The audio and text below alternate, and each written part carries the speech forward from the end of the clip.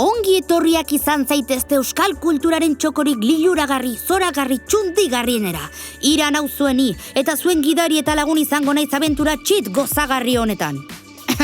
Tira, aurkezpen dramatiko xamar horrekin egin dizuet harrera, hain zuzen dramaturgia zarituko garelako gaurkoan. Euskal antzerkigintzaren historiaz, hain zuzen. Eroso altzaudete? Bikain, zeren hasteko denboran atzera egingo dugu. Ara! Zein garaitara etorri ote gara? Esango nuke? Bai, 1480 urtean gaude eta... Bai, barkatu. Ezagutzen den lehenengo euskarazko antzerki hastear da Iruñean Joan Albretekoaren eta Katalina Foixekoaren izendapenean. Pentsa, orduko kopla batzuk gure eskuetara ere iritsi dira. 500 urte baino gehiagoko bidaia egin dute, berpizkundetik gure garairaino. Baina ez altzegun euskarazko antzerkirik berpizkundearen aurretik? Ba, ez dugu idatzizko frogarik, baina egun arte biziraundoten antzerki forma batzuek erdiaroan izan lezakete jatorria. Are gehiago, esan liteke pastoralak, toberak, xaribariak, kabalgatak eta maskaradak erdiaroko aztarna biziak direla. 16, 17, 18 eta 19 mendeetan barrena, belaunaldiz belaunaldi ahoz-aho transmititu diren herri ohiturak dira. Ikusi alduzue pastoralik edo maskaradarik. Pastoralen kasuan, pertsonaia nagusi baten bizitzaren ingurukoak kontatzen dituzte. Maskaradek berriz, herrian azken urtean gertatutakoak azaleratzen dituzte, trapuzikinak garbitzeko edo predikoarekin amaitu aurretik. Pertsonaia eta dantza jakinak dituzte, eta erdi antzeslanak erdi erritualak dira. Gainera, ia herri osoak parte hartzen du. Ara, ustekabean pastoral eta maskaradek erdi arotik zuzenean ekarri gaituzte gaur eguneraino. Egin dezagun denboran atzera berriro. Berpizkundearen ostean, ilustrazioa heldu zen Euskal Herrira. Xavier Maria Munibe, Peña Floridako kondea zen Euskal Herriko pertsonairik ilustratuenetako bat, eta inguruan zituen Azkoitiko zalduntxoekin batera, Euskal Herriaren adiskiden elkartea sortu zuten. Euskal Herria argitzeko asmo bizia edukitzeaz gain, Peña Floridako kondea antzerkizale amorratua zen. Arkidatziak dira Gabon sariak Eguberrietako kantu sorta antzeztua 1772an eta El borratxo burlado obra elebiduna 1774an.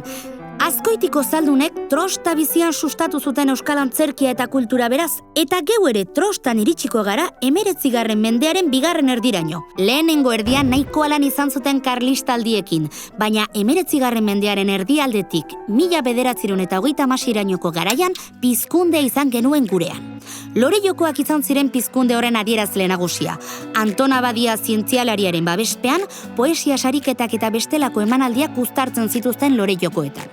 Garai horrexetan, Marcelino Soroa antzerkigileak izenburu bikaineko hainbat obra idatzi zituen. Ikusiko duzue, parrandaren biharamoneko esamoldeak dirudite. Beti oker, urrutiko intxaurrak, ez errez eta festa, bazuen bai humorerik Soroa zoroak. Eta humoreaz gain, ikaslea bilak ere bazituen.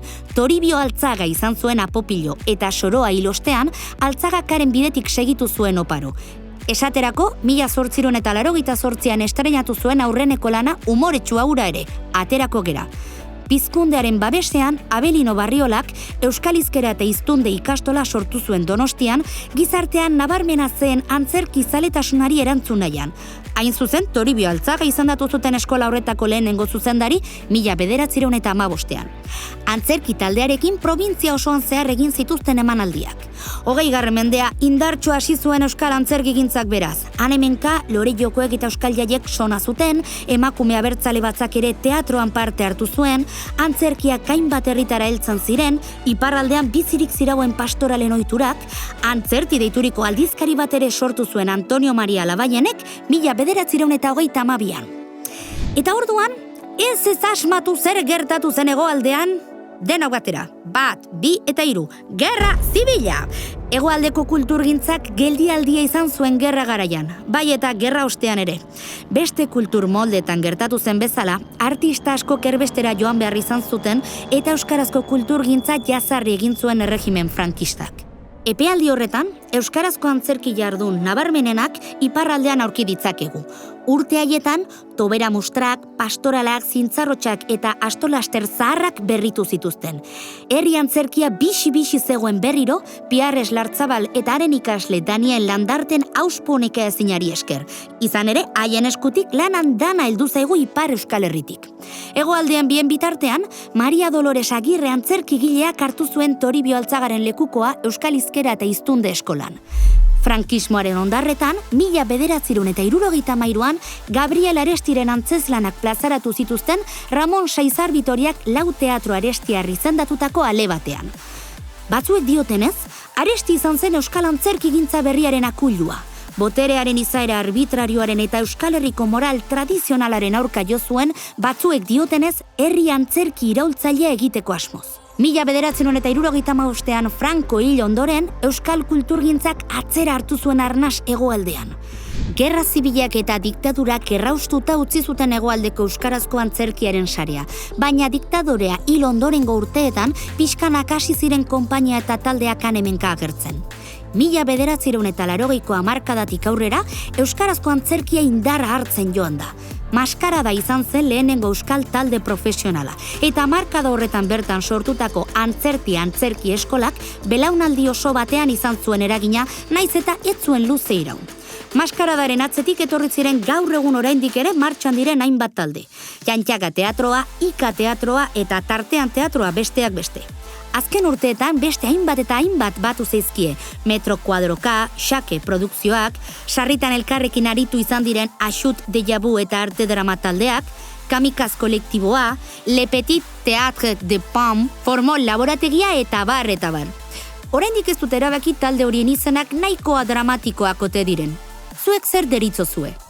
Garai horretan sortu ziren Azpeitiko Euskal Antzerki topaketak 1983an Euskal Antzerkigintza indartzeko asmoz eta 40 urteko ibilbidea du egina dagoeneko.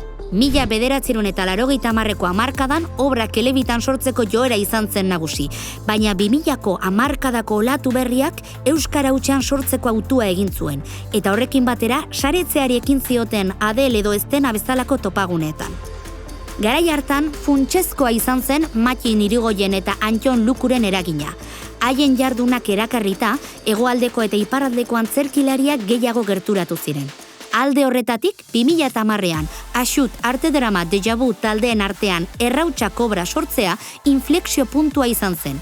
Zerbaitetarako eraikitzen ditugu zubiak, ezta? Norbaitek zeharka ditzan. 2010etik aurrera, ohikoa izan da teatro testualak, arte biziak edo dramaturgia berriak euskaraz ikustea. Ezin esan gurean denetarik ez dugunik.